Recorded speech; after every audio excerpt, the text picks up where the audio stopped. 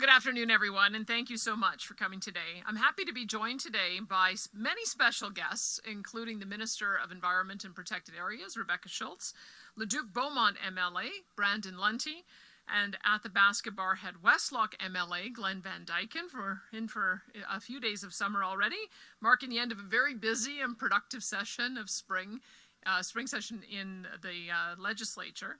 The legislature, of course, is now closed, and the MLAs have gone home to their ridings. Political watchers do like to call this time of year the barbecue circuit, and that implies it's the less serious side of being an elected official. But that's not how we see it, though. It's an opportunity to get out there and connect with constituents on their home turf. And that's one of the most important parts of the job. Well, this summer, along with rodeos and pancake breakfasts, our government will be doing something a little bit different. We'll be traveling the province, seeking input in no less significant topic than the future of Alberta itself. The time is right for this critical discussion. Albertans recognize that Canada has not been working for our province for a long time.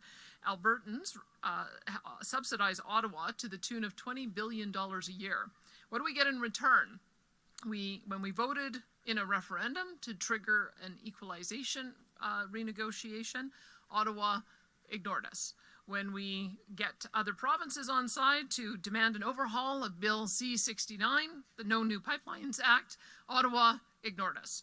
When we told them to stay out of provincial jurisdiction, Ottawa ignored us. When we tell them to reverse their catch and release criminal policies to make our streets safer, Ottawa ignored us. When we unite with Saskatchewan to explain the net zero power regulations and how they're completely unworkable for us, again, Ottawa ignores us. When Alberta businesses say that a production cap on oil and gas will cripple the industry, they ignore us once more, and the list goes on. But you know what Ottawa can't help but be fixated on, and that is punishing our energy sector and layering on policies to keep it in the ground.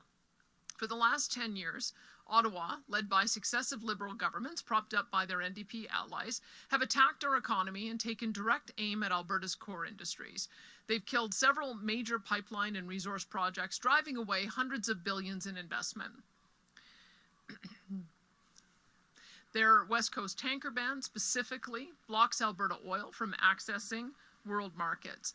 Their excessive industrial carbon taxes and the new oil and gas production cap are designed to keep our world-class oil and gas reserves in the ground.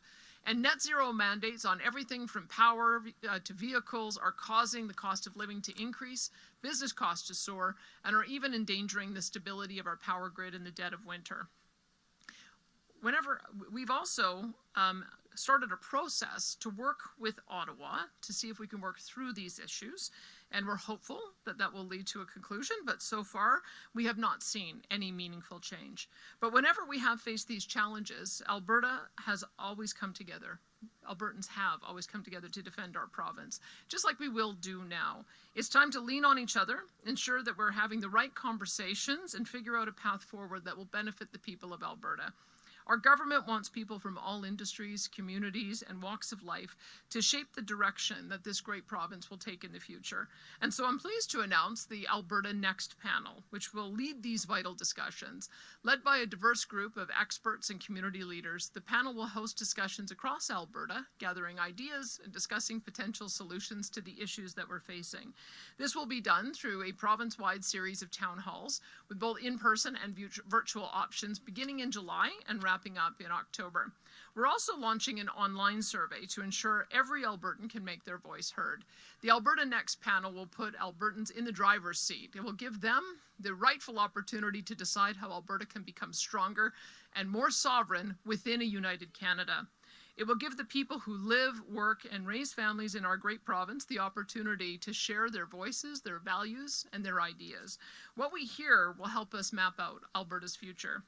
They will consider and hear from Albertans on the risks and benefits of ideas like establishing an Alberta pension plan, utilizing an Alberta provincial police service rather than the RCMP for community policing, whether Albertans should pursue constitutional changes to the composition of the Senate and the House of Commons, for instance, which, if any, changes to federal transfer payments and equalization Albertans should demand from the federal government, potential immigration reform that would give the provincial government more oversight over who comes into the province, just like Quebec, and changes to how Alberta collects personal income tax. Albertans will also have the opportunity to put forward their own ideas for discussion.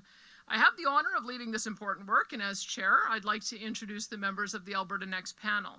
I'll be joined by 4 of my caucus colleagues: Minister of Environment, Rebecca Schultz; MLA for Leduc-Beaumont, Brandon Lunty; MLA for Athabasca Barrhead Westlock, Glenn Van Dyken; and newly elected, soon to be sworn in, MLA-elect for Olds Didsbury Three Hills, Tara Sawyer.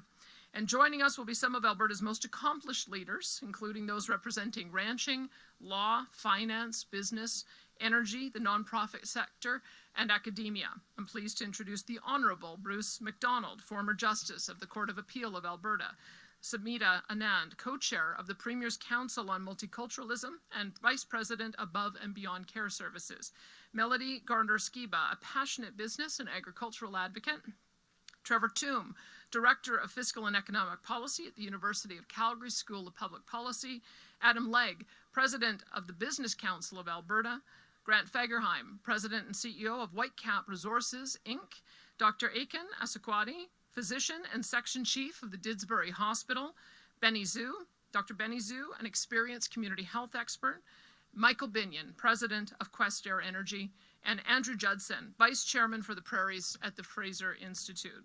We'll also be adding Indigenous representation to the panel in the coming weeks, after an Indigenous Albertan who had agreed to be a member of the panel unfortunately suffered a health incident this past weekend and will be unable to join us. Our mandate will be to find ways to strengthen Alberta's sovereignty within a united Canada.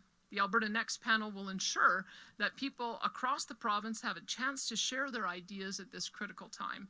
And when the panel has wrapped up these discussions, it will compile ideas and recommendations that will be put to a referendum vote in 2026. I have tremendous faith in Albertans. Alberta is full of engaged citizens who care deeply about their province and its future. And I truly believe that they will give us a wealth of ideas that will ensure our beloved province remains forever strong and free. Alberta Next is how we start to make that happen. I encourage Albertans from every background, political stripe, and region to share your ideas with us, either in person or online. Your voice matters, and our province's future depends on it. Thank you, and I would now invite Adam Legg to say a few words.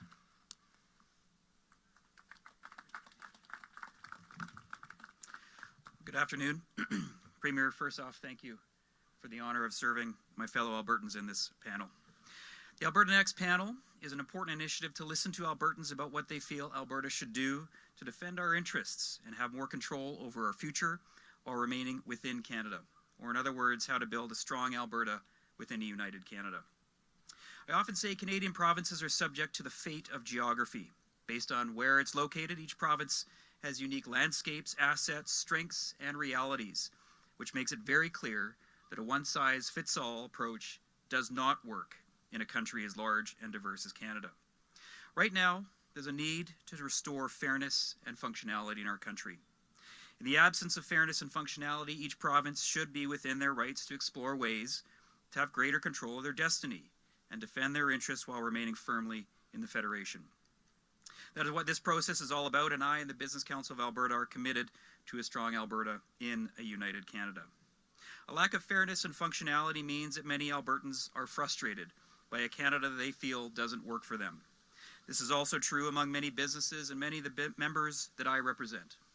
There's frustration due to an overreach of federal powers into provincial jurisdiction and a decade worth of problematic federal policy, regulation, and decisions that have restricted Alberta's economic potential, hurt its investment attractiveness, and resulted in families losing opportunities and incomes.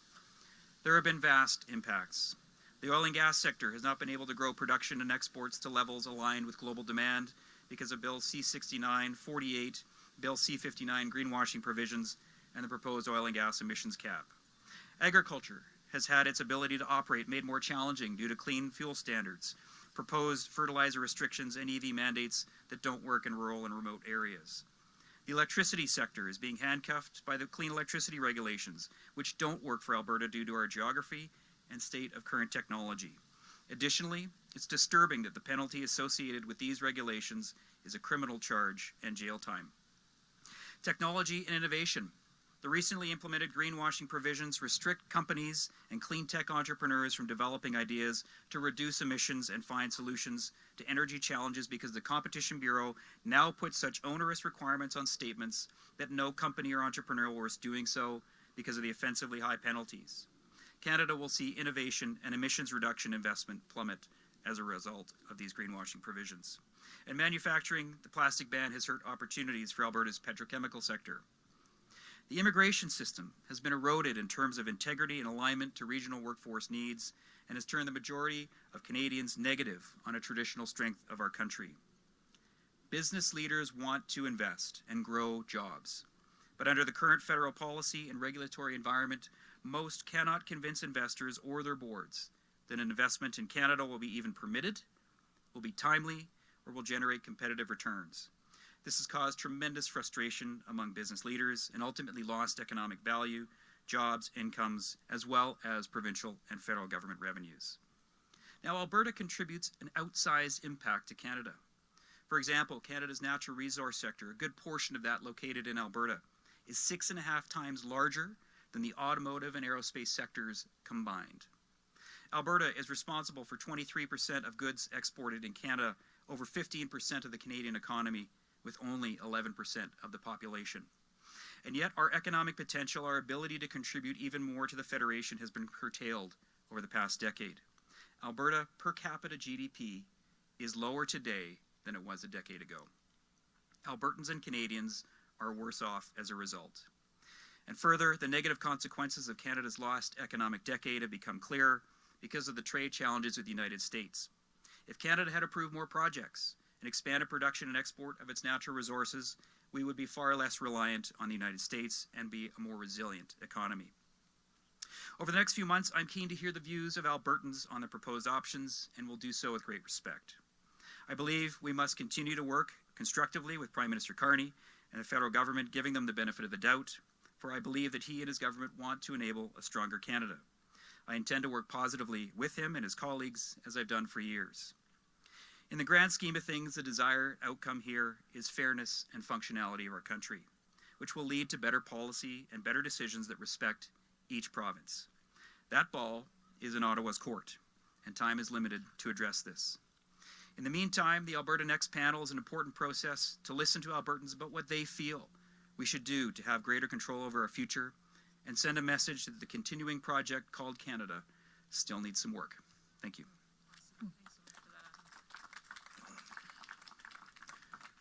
Thank you. We'll now go into our media Q&A. We'll be taking one question, one follow-up. We're going to start off on the phones today, then we'll come back here to the mic in the room.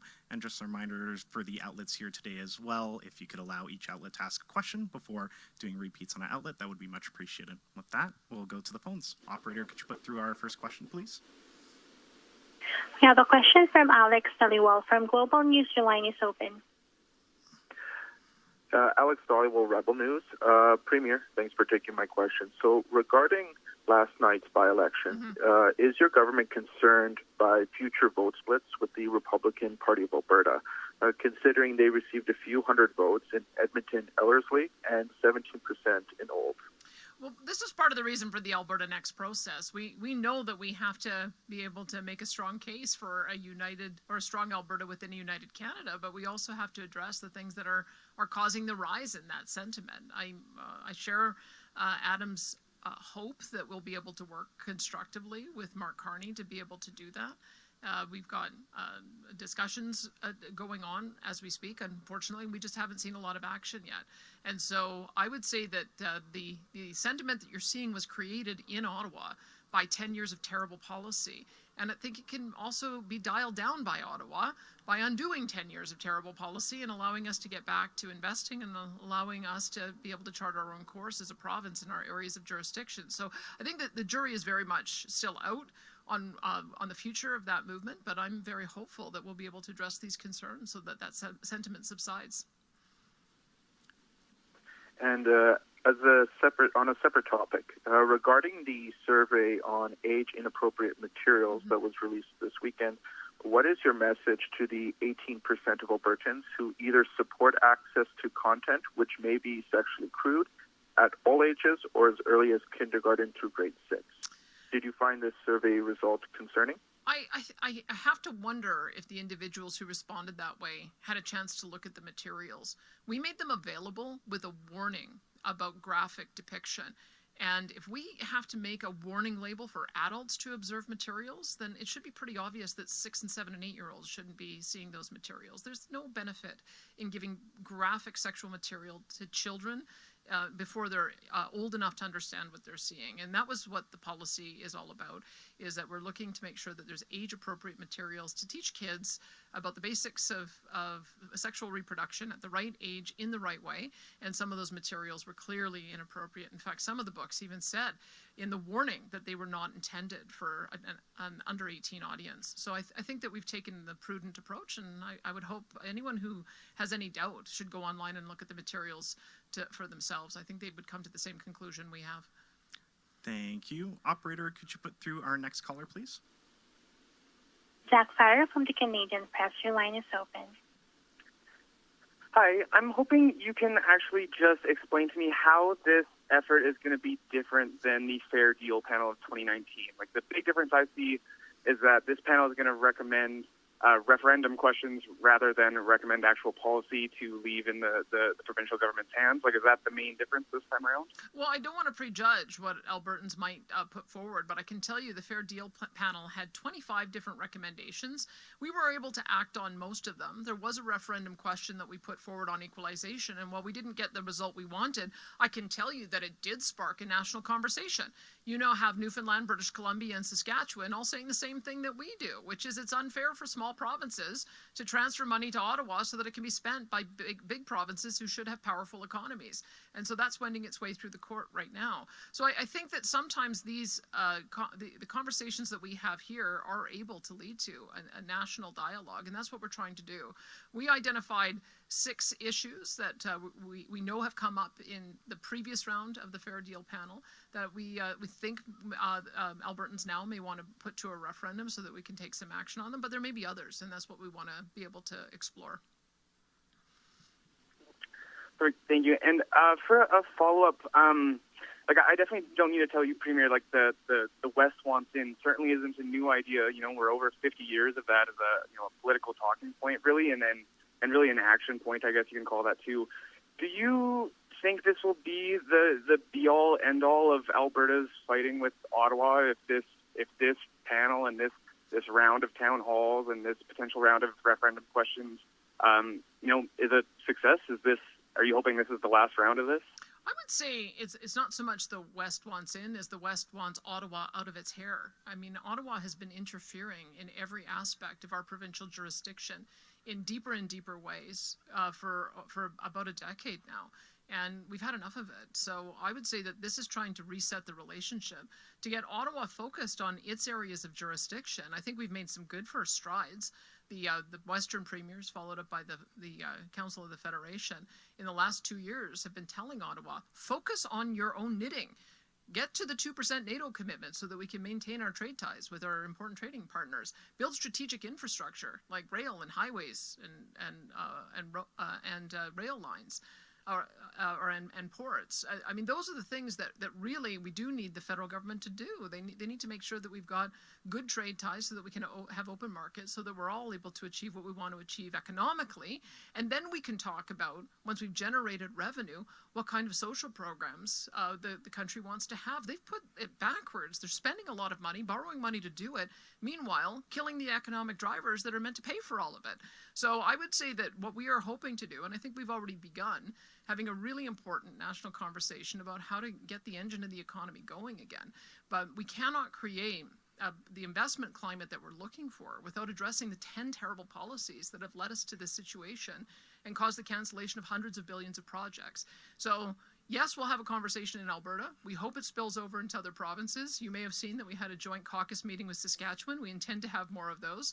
We've got a Council of the Federation meeting again in July, and I'll bring some of these ideas to the table as well, and maybe we'll find some allies in being able to advance a more sensible balance of powers between Ottawa and the provincial governments. Thanks, Jack. We're going to come now to the mic on the ground here. Go ahead. Yeah, g'day, Premier. Emma Graney from the Report on Business at the Globe.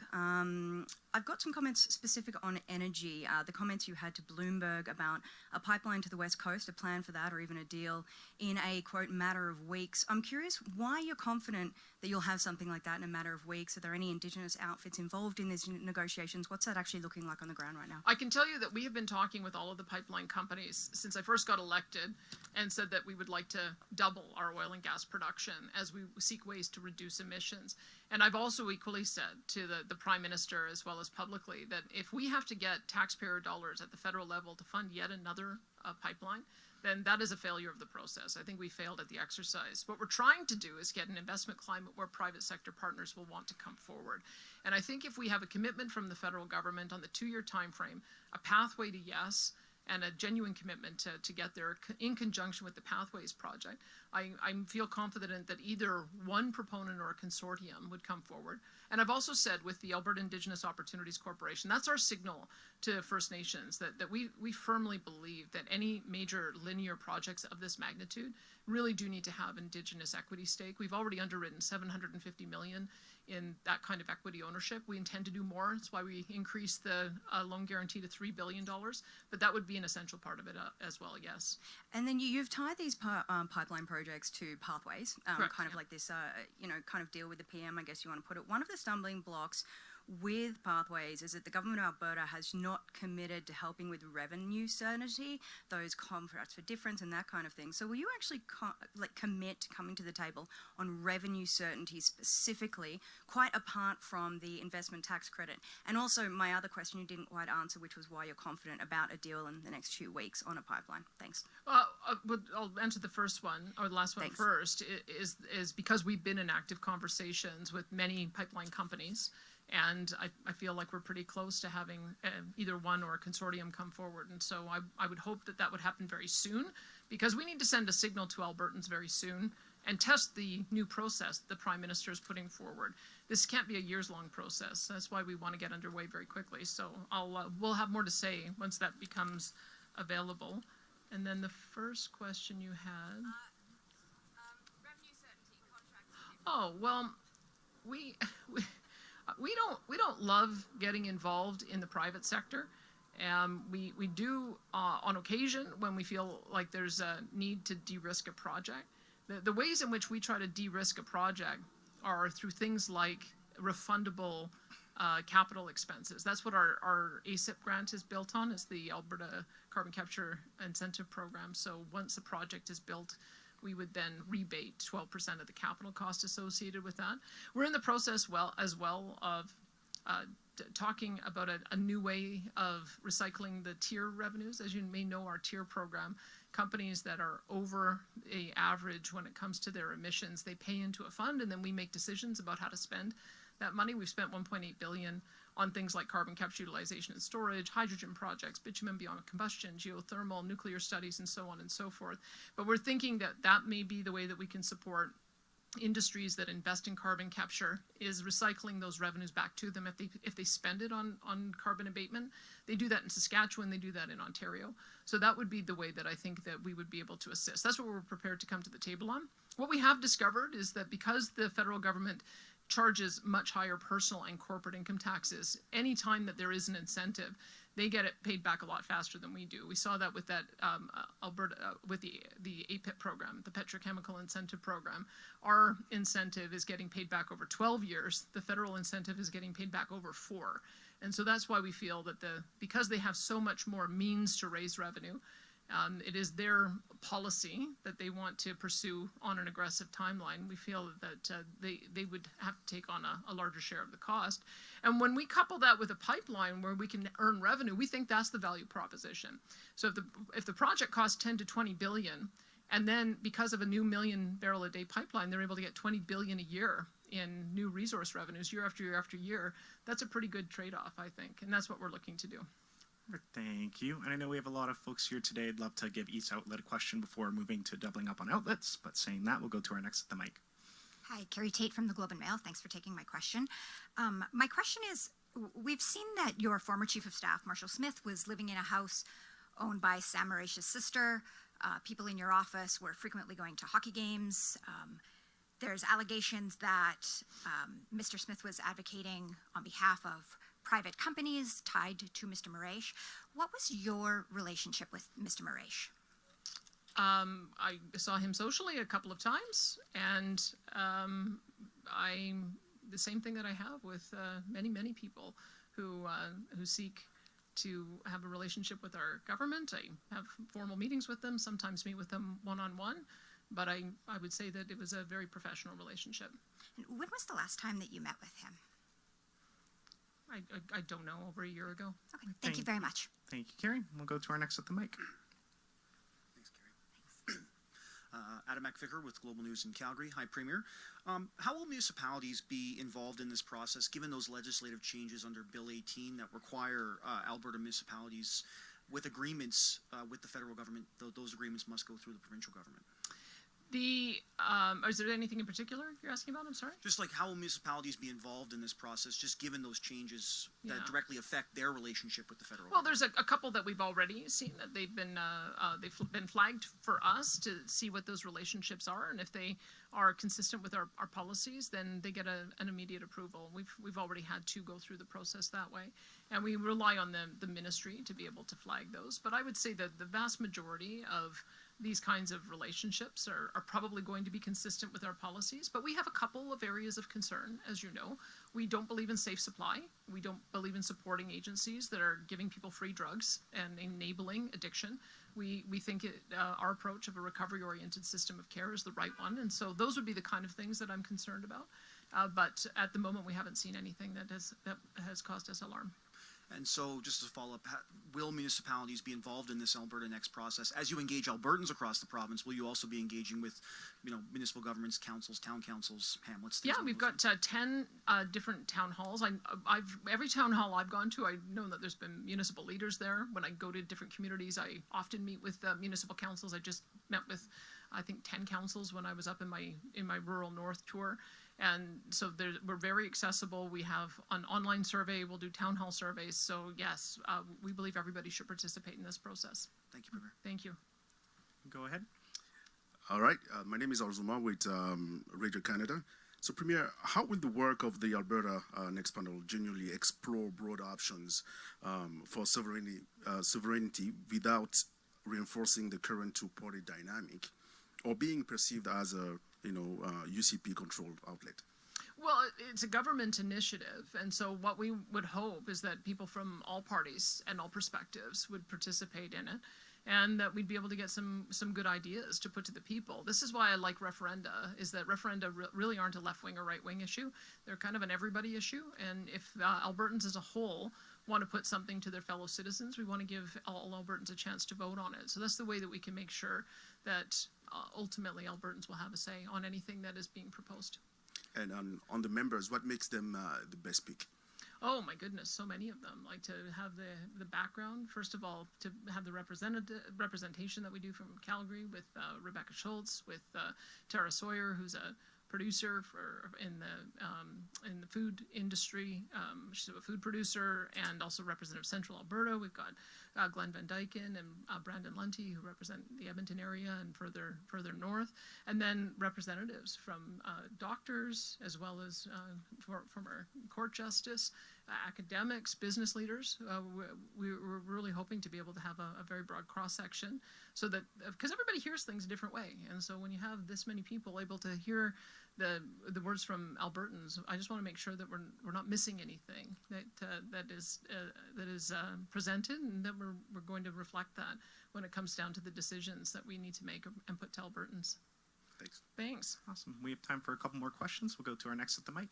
Hi, Jason Markstar from CBC. How do you envision having this ballot of referendum questions on separation from Canada, and then as well as, pension plan or tax collection? How would those interact with people in mind? You understand public Well, opinion. I don't know. I mean, we aren't putting a separation question forward. We're putting forward a question that would strengthen Alberta's sovereignty within a united Canada.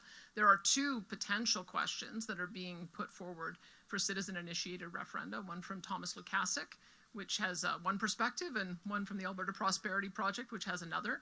And I've indicated if there are other referendum questions that get sufficient number of signatures from the people, 177,000, we would add those to the referendum. But at this moment, there isn't an active petition campaign. There's just a couple of questions that have been filed. And I don't know if either one of those or both are going to get the number of signatures. But we're going to go ahead and put forward the questions that we hear from Albertans. But our framework as a government is to be pursuing options within a united Canada. My other question follows on what Kerry was asking. You referred to formal meetings with Mr. Marash. Mr. Marash and none of his agents or companies are listed on the lobbyist registry. Does it concern you that the government is dealing with, and you have been dealing with somebody who is not playing by the government's own rules regarding lobbying registration? Well, I would say that there's a lot of lawsuits that are going on as a result of various allegations that have been made, statements of claim and statements of defense, including claims against the Globe and Mail. I don't know if there's any against your media outlet, but I would just rather let the process play out and see what the truth is. There's a lot of competing stories. There's a lot of truth, I think, that still needs to be on the table. I'm sorry, you were saying that the truth is that you were just saying that you were had formal meetings with somebody who was not a lobbyist. Well, I said I had informal meetings, as I do with a lot of people, on a lot of different issues. As you know, the person in question didn't have any contracts with the government of Alberta. So that's, I guess, the other part. I don't know what his obligation is to register as a lobbyist. I suppose that'll come out through the process. Thank you, Jason. We have time for one last question. We'll go to our next at the mic. Rick Bell, Postmedia. You talked about how you haven't heard a lot from the federal government on your concerns. You want the pipeline project and also the bad laws. Probably, I can understand how the federal government might not have said anything on the projects yet because they're evaluating these and looking over these lists. That may take a little bit of time. The laws don't take any time. Prime Minister Carney could come out today and say, we're not bringing in the emissions cap. He could come out today and say we're willing to compromise on the tanker ban. He could come out today and say I'm going to do a radical rewrite of the No More Pipelines. He could do that today. The projects, that takes time, a little time. But what do you feel about the fact that there isn't action on those things? Because you know as well as I and everybody here that even if he stood up today and said the emissions cap was not happening, that would be national news and monumental. So how do you feel about the fact that you're not even getting anything on that issue, not the project so much, but even on those issues which he could do today? I'm dismayed, but not discouraged. I know that, and he knows, because I've mentioned it at every meeting. He knows what the 9 terrible laws are, and that we need to either have them repealed or substantially revised as a prerequisite to creating the investment climate that will allow the private sector to take on these major projects.